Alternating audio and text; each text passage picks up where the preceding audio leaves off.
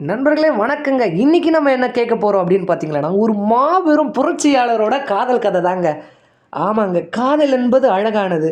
ஆனா, ஒரு மனிதன எப்படியெல்லாம் இப்படி ஒரு பெண்ணால காதலிக்க முடியுமோ, அப்படி காதலிச்ச ஒரு காதல் கதைய தாங்க நம்ம பார்க்க போறோம். ஆமாங்க. வறுமையின் பிடியில குடும்பம் ரொம்ப கஷ்டங்க. அவங்களோட குழந்தைங்க கூட இறந்து போறாங்க. அந்த சூழ்நிலையில கூட அந்த பெண், அந்த ஆண் மீது எந்த கோபமும் இல்லாமல், "நீங்கள் நினைப்பதை செய்யுங்கள். அதற்கு நான் துணையாக இருக்கிறேன்." அப்படி என்று சொல்கிறாள் என்றால், அது எத்தகைய காதலாக இருக்கும்? ஆமாங்க. இந்த உலகத்துல எத்தனையோ காதல் கதை இருக்குங்க. ஆனா, இந்த காதல் கதை அழகானது, ஆழமானதும் கூட தாங்க. உலகத்திற்கு புது புது சித்தாந்தங்களை தன்னுடைய அறிவின் மூலமாக பேசிய பொது உடைமை அறிஞர், பொருளாதாரம் மற்றும் கண்டுபிடிப்புகள், கட்டுரைகளை வெளியிட்ட அவரின் வெற்றிக்கு ஆரம்ப புள்ளியாக இருந்தது அவர் காதலிக்காக அவர் எழுதிய அந்த காதல் கடிதம் தான் என்று சொன்னா நம்மால நம்ப முடியுமாங்க? ஆமாங்க. அப்படிப்பட்ட காதல் கதைய தான் இந்த வீடியோல நம்ம கேட்க போறோங்க. இது மாபெரும் புரட்சியாளர் காரல் மார்க்ஸும் ஜெனியினோட அழகான காதல் கதைங்க. சின்ன வயதில் அடாவடியாக சுற்றித் திரிந்தார் மார்க்ஸ். அப்போது தாங்க ஜெனிய பார்த்தாரு. பார்த்த உடனே காதல் பத்திக்கும் அல்லவா? அப்படி பத்தியது தாங்க. ஆனா, மார்க்ஸோட வீடு ரொம்ப வறுமையில் இருக்குங்க. ஆனால் ஜெனியோட வீடோ மிக பணக்கார குடும்பங்க. தன்னுடைய உயர் படிப்புக்கு போற வரைக்கும் குடும்பத்தின் மீது எந்த ஒரு அக்கறையும் இல்லாத சும்மா ராஜாவாக தாங்க அவர் வலம் வந்தார். ஆனா, அவருடைய ஒரே ஒரு கவலை ஜெனி மட்டும்தாங்க. கல்லூரிக்கு போகிறதும், பாட்டு பாடுறதும், கவிதை எழுதுறதும், காதல் செய்வதும், காதலிக்கு காதல் கடிதம் எழுதுவதும் தாங்க அவரோட வேலையாவே இருந்தது. மார்க்ஸ் கடிதம் எழுதி ஜெனிக்கு கொடுத்து பதில் கடிதத்திற்காக காத்திருப்பாருங்க. இப்படி இப்படி போயிட்டு இருந்தவரின் வாழ்க்கை தாங்க சமூகத்தின் பக்கம் மெதுவாக திரும்ப ஆரம்பிக்குதுங்க. இதுவரைக்கும் காதலோடு பயணித்த மார்க்ஸ் அதன் பிறகு சமூகத்தோடும் சேர்ந்து பயணிக்க தொடங்கினாருங்க. ஆமாங்க. மார்க்ஸோட படிப்பு முடிந்தவுடன் ஊருக்கு வருகிறாங்க. ஆனால் இந்த பக்கம் மிக அழகான ஜெனிக்கு எக்கச்சக்க வரன்கள் வந்து குவியுதுங்க. ஜெனி ஆனால் எல்லாவற்றையும் நிராகரித்து நான் மார்க்ஸை மட்டும்தான் மணப்பேன் என்று உறுதியாக இருந்தார் ஜெனி. நம்ம ஊர் மாதிரி பணக்கார சண்டை, ஏழை சண்டை, படித்தவன் படிக்காதவன், இந்த ஜாதி அந்த ஜாதி எந்த சண்டையும் அந்த காதலில் இல்லைங்க. ஆனால் ஜெனியோட அப்பாவிற்கு ரொம்ப ரொம்ப பிடிச்சவர் தாங்க நம்ம மார்க்ஸு. ஆனால் இங்கே பிரச்சனையே மார்க்ஸோட வீட்டில் தாங்க. ஜெனியோட வீட்டில் காதலுக்கு பச்சை கொடிங்க. ஆனால் மார்க்ஸோட வீட்டில் காதலுக்கு சிவப்பு கொடிங்க. ஏன் அப்படின்னு பார்த்தீங்கன்னா, மார்க்ஸோட குடும்பம் கிறிஸ்தவராக மதம் மாறி இருந்தாலும் அவர்களுடைய ஆரம்ப காலகட்டம் அவர் ஒரு யூதருங்க. எப்படி ஒரு யூதர் ஒரு ஜெர்மன் பெண்ணை மணப்பது என்பதை மார்க்ஸோட அம்மா ரொம்ப பிடிவாதமாக பேசி பேசி நிராகரித்தாருங்க. அதன் பிறகு மார்க்ஸ் ஜெனியை மணக்க வேண்டும் என்றால் தனக்கு ஒரு நல்ல வேலை கிடைச்சாதான் இதை பற்றி நம்ம பேச முடியும் அப்படி என்று எண்ணி நல்ல சம்பளம் வேண்டும் என்று எண்ணினார். இதனால் ஜெனியிடம் சென்று, "ஜெனி, எனக்காக காத்திரு, நான் உன்னை ஒரு வேலை கிடைத்தவுடன் அழைத்து செல்கிறேன்" என்றாருங்க. ஜெனியும் சரி நான் காத்திருக்கிறேன் என்றால் 1 வருடம், 2 வருடம், 3 வருடம் இல்லைங்க, 7 வருடம் மார்க்ஸுக்காக காத்திருந்தால் ஜெனி.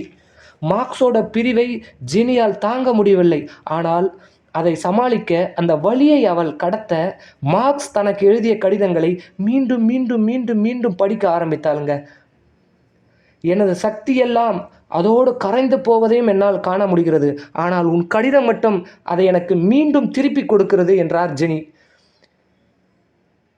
"இந்த உலகில் எனக்கு எதுவும் வேண்டி இருக்காது, நீ மட்டும் இருந்தால் போதும்." அந்த அளவுக்கு ஜெனியோட வருத்தங்கள் இருந்ததுங்க. இனி வரும் நூற்றாண்டு அனைத்தும் ஜெனி என்றால் காதல், காதல் என்றால் ஜெனி என்று இருக்கட்டும் என்ற அளவுக்கு அந்த வேதனையை அவர் வெளிப்படுத்துகிறார். இருவரும் காத்து கிடக்கிறார்கள். காதல் என்றால் காத்திருப்பும் இழப்புகளும் வருவது இயல்புதானே.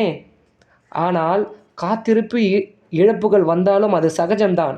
ஆனால் காதலின் தவிப்பு காதலர்களுக்கு மட்டும்தானே தெரியும். மார்க்ஸை பற்றி ஏதேதோ எப்படி எப்படியோ தகவல்லாம் ஜெனியை வந்து தாக்க ஜெனியோட இதயம் நொறுங்கி போகுது. ஒரு கட்டத்தில் மார்க்ஸோட அப்பாவே வந்து, "என் மகனை மறந்துரு" அப்படின்ற சொல்கிற அளவுக்கெல்லாம் ஒரு சூழல் ஏற்பட்டதுங்க. இது எதையும் காதல் வாங்காத ஜெனி காதலன் மீது அளவு கடந்த காதலினால் அவரை நினைத்து வருந்தி கண்ணீர் விட்டு அழுது கொண்டிருந்தார். அவருடைய கடிதத்திற்காக காத்திருந்தாள். பல ஆண்டுகள் கழித்து நண்பர்களோட உதவியோடு மார்க்ஸுக்கு பாரிஸில் வேலை கிடைச்சதுங்க. இதன் பிறகு ஜெனியை மணக்கிறார் மார்க்ஸ். ஆனால் இதுக்கு ஒரு சில நிபந்தனைகளும் விதித்தார் ஜெனி. நிபந்தனைகள் என்ன தெரியுமா? நம்முடைய திருமணம் ஆடம்பரம் இன்றி சிறிய முறையில் ஒரு தேவாலயத்தில் பதிவு செய்தால் போதும் என்றால் ஜெனி. ஆமாங்க, வெறும் 5 நண்பர்களோட முன்னிலையில் மட்டும்தாங்க இவங்க கல்யாணமே நடக்குது. பொதுவாக பெண்கள் திருமணம் என்றால் ஆடம்பரமாக இருக்க வேண்டும் என்று தான் நினைப்பார்கள். ஆனால் ஜெனியோ, நீ எனக்கு கிடைத்தாலே போதும், உன்னோடு வாழ்ந்தாலே போதும் என்று எண்ணினாருங்க. இவர்களின் தேன் நிலவு கதையை சொன்னால் சிரிப்பாக தாங்க இருக்கும். ஆமாங்க, பெரிய 10 பெட்டி புத்தகங்களை எடுத்து செல்கிறாருங்க மார்க்ஸ். அதுக்கு ஜெனி என்ன சொன்னார் தெரியுமா? ஓகே, சந்தோஷம்தான், நம்ம இருவரும் சேர்ந்து படிப்போம் என்றார் ஜெனி. எத்தகைய காதலாக இருக்கும் என்று எண்ணி பாருங்கள். மார்க்ஸுக்கு போக போக சமூகத்தின் மீது பற்று அதிகமாகிறது. இவர் செய்யக்கூடிய வேலைகள் எங்கு பார்த்தாலும் எதிர்ப்புகளாகவே கிளம்புகிறது. இவர் நாட்டை விட்டு ஒரு கட்டத்தில் வெளியவே அனுப்பப்படுகிறார். அவர் கூட மனைவி குழந்தைகள் இருப்பதை அவர் நினைக்காமல் அங்கும் இங்கும் இவர்களை இழுத்து அலைகிறார். இவரின் அனைத்து இழுப்புகளும் எதுவும் சளைக்காமல் ஜெனியும் உடன் செல்கிறார். காதலனை பார்த்து, நீங்கள் வீட்டுக்கு ஒன்றும் செய்யவில்லை, நாட்டுக்கு ஒன்றும் செய்ய வேண்டாம், நம்ம வாழ்க்கையை மட்டும் பார்க்கலாம் என்று ஒரு முறை கூட ஒரு வார்த்தை கூட மார்க்ஸை பார்த்து ஜெனி சொல்லது இல்லைங்க. வறுமையின் பிடி இவர்கள் இருவரையும் இருக்க, இவர்களுக்கு பிறந்த 4 குழந்தைகளும் ஒரு கட்டத்தில் இறந்து போகிறாங்க. அப்போ கூட மார்க்ஸ் நாட்டு மீது இருக்கிற பற்றை விட்டு விலகலைங்க. 4 குழந்தைகள் இறந்து போனார்கள். பிறகும் நண்பர்களோட உதவியோடு தான் வாழ்க்கையை ஓட்டிக்கிட்டு இருக்கிறாரு. இந்த சூழலில் கூட தன்னுடைய சமூகத்தின் மீது அவர் யோசனை எல்லாம் அங்கே மட்டும்தாங்க இருக்குது. ஆனால் இத்தனை துயரத்திலையும் ஜெனி அவரோட தாங்க இருந்தார். மார்க்ஸ் இறந்து போவதற்கு ஓராண்டுக்கு முன்னாடி தாங்க ஜெனி நோயுற்றார். இத்தகைய துயரத்திலும் நோயுற்று கிடக்கிறார் ஜெனி. ஜெனி ஒரு அறையில் இருக்க, மறு அறையில் மார்க்ஸும் இருக்க. ஆனால் இருவரும் பார்த்து கொள்ள முடியாத சூழலில் இருந்தனருங்க. ஜெனி இறந்து கல்லறையில் புதைக்கிற வரைக்கும் மார்க்ஸ் யாருமே அனுமதிக்கலைங்க. ஏங்க இப்படி பண்ணுறாங்க அப்படின்னு பார்த்தா, அங்கே இருந்தவங்க எல்லாம் ஜெனியோட நோய் மார்க்ஸ் உங்களுக்கும் வந்துடும், அதனால் நீ வராத அப்படின்னு சொல்லி ரொம்ப பயந்து அவரை தடுத்து வச்சாங்க. இறுதி அஞ்சலிக்கு கடிதம் எழுதுகிறார் மார்க்ஸ். காதல் கடிதத்தில் ஆரம்பித்த இவர்கள் காதல் அதே காதல் கடிதத்தில் முடிந்ததுங்க. அந்த கடிதத்தில், அவளை போல் ஒரு பெண் இல்லை என்றால் நான் ஒரு சாமானியனாக தான் இருந்திருப்பேன், அவள் எனக்கு கிடைத்த ஒரு வரம் என்றார் மார்க்ஸ். 4 நாட்கள் கழித்து கல்லறையில் பூ வைத்து கண்ணீர் வழிய கதறி இருக்கிறார் மார்க்ஸ். ஜெனி இறந்த பிறகும் இந்த சமூகத்திற்காக போராட வேண்டும் எண்ணிதான் வந்தார் மார்க்ஸ். ஆனாலும் ஜெனி இறந்த பிறகு மார்க்ஸ் ஒரு ஆவியாக மட்டும்தான் வாழ்ந்தார் என்று அவர்களின் நண்பர்கள் சொல்கிறார்கள்.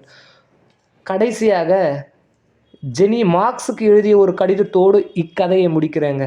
அன்பே, உங்கள் பேனாவை காகிதத்தின் மீது மென்மையாக ஓடவிடுங்கள். சில சமயங்களில் உங்கள் பேனா தடுக்கி விடுவதற்கும் வாய்ப்புண்டு.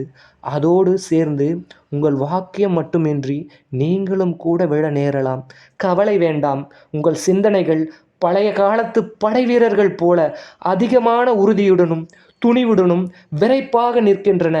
அவர்கள் போல அது சாகும், ஆனால் சரணடையாது என்றார் ஜெனி. இப்படி அவரின் எதிர்கால சிந்தனை தடைபடக்கூடாது என்பதற்காக ஜெனி கடைசி வரும் அவருக்கு துணையாகவே இருந்து மடிந்தார். மார்க்ஸ் என்ற மாமேதையை இந்த உலகு அறிவதற்கு அவர்கள் சித்தாந்தங்களே காரணம். அதே போல ஜெனியும் ஒரு காரணம் என்பதை இக்கதை மூலம் நம்ம அறிந்து கொள்ளலாம்.